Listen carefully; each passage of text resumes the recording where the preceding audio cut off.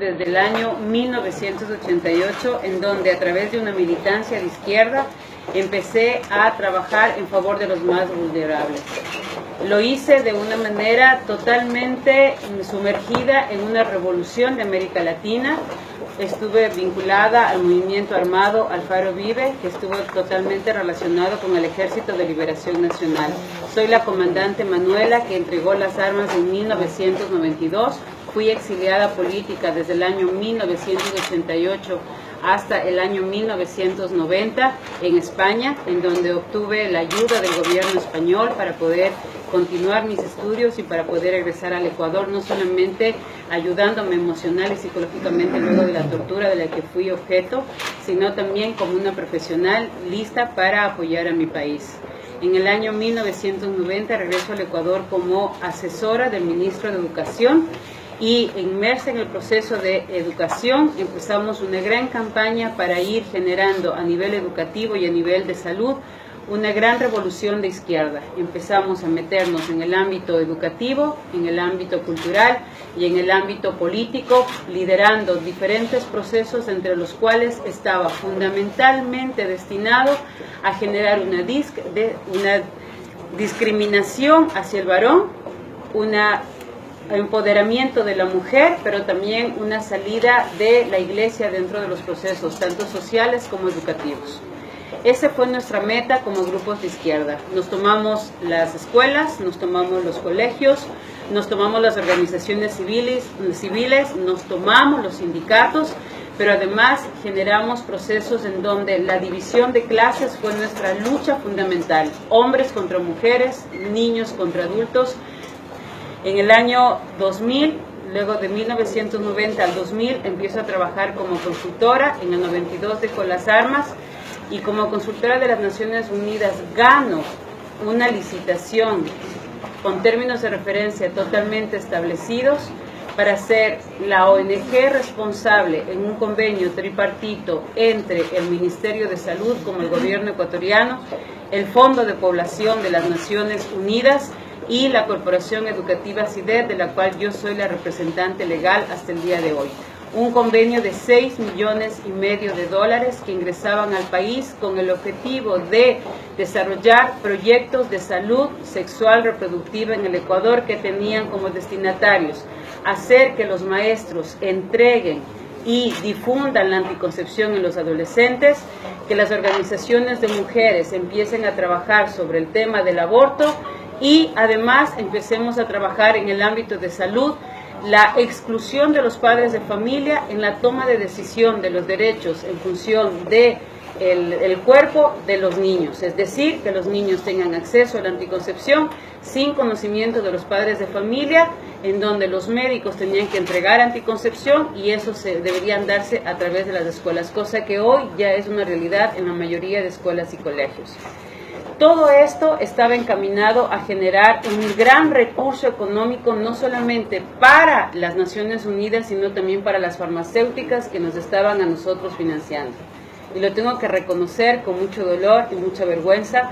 Nosotros sabíamos perfectamente, y todos los técnicos y todos los consultores de las Naciones Unidas sabemos claramente que nuestros fondos, que nuestros sueldos, que nuestros contratos, que nuestros proyectos están totalmente financiados por farmacéuticas y dependen exclusivamente de la venta que nosotros hagamos para seguir financiando nuestros proyectos.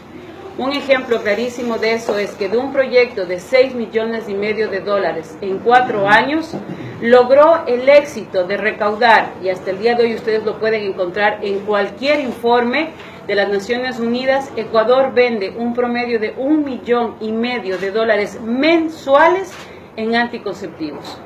Por eso es un negocio la implementación de las políticas de salud sexual reproductiva en todos los procesos y en todos los estamentos.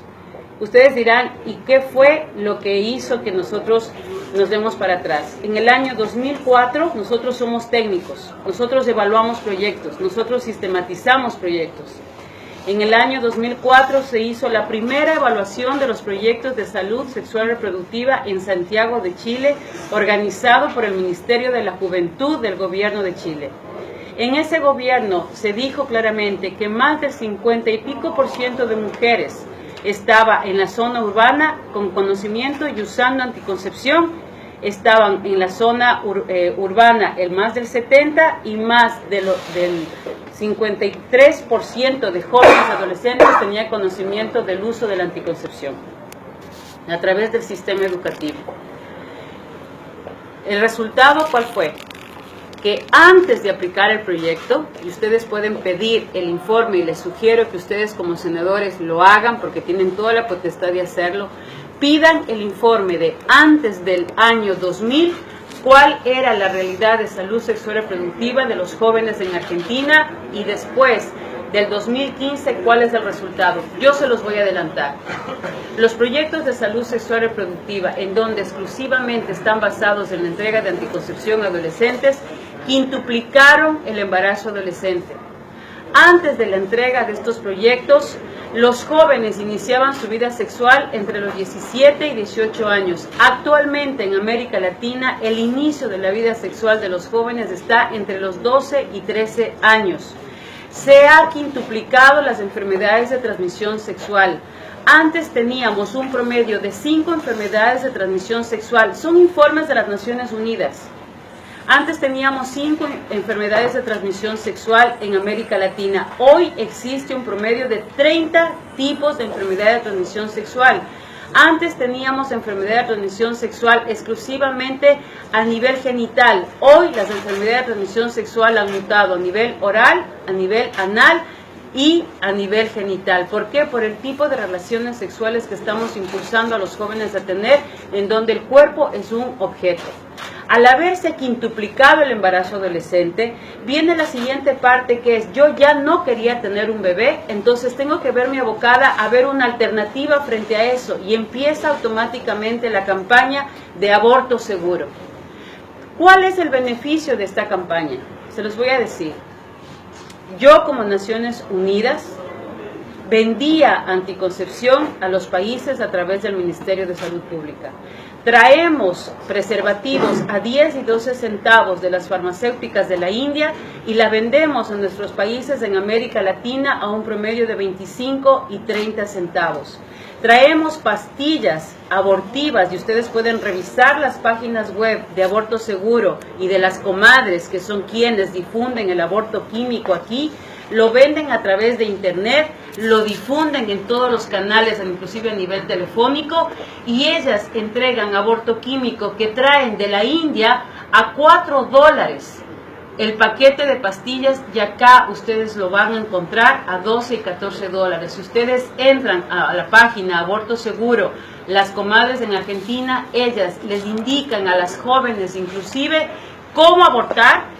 Y es tan escalofriante lo que ustedes van a encontrar en esa página, que inclusive les dicen cómo colocarse las pastillas, cuántas pastillas tomarse, cuántas introducirse a nivel del conducto vaginal, y luego les dicen: una vez que te has tomado las pastillas, vas a sentir un dolor que es insoportable. Muerde una toalla para que aguantes el dolor y empieza el proceso de pujo. Si empiezas a llenar más de 2 toallas higiénicas en el proceso de 1 hora, te recomiendo ir al médico, pero no les digas que te tomaste la pastilla.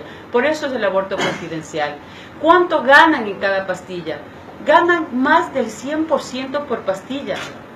Entonces, ese paquete que están en este momento vendiendo de manera clandestina, lo van a pasar a vender de manera legal. Es un negocio al 100%. Yo te vendo la anticoncepción, te legalizo el proyecto, difundo a través del Ministerio de Educación. Los maestros son los únicos distribuidores de farmacéutica que no ganan 1 centavo de los productos que distribuyen. Entonces, como yo ya te vendí la idea de que el embarazo es un problema, de que el embarazo es una situación difícil, yo automáticamente te vendo la idea del aborto seguro. Capacito a los médicos. ¿Saben quiénes capacitan los médicos para realizar aborto seguro en América Latina? El Fondo de Población de las Naciones Unidas. ¿Saben quiénes van a recibir capacitaciones sobre cómo manejar leyes en el aborto seguro? Averigüen quiénes han sido los diputados, los senadores que han recibido capacitaciones de las Naciones Unidas en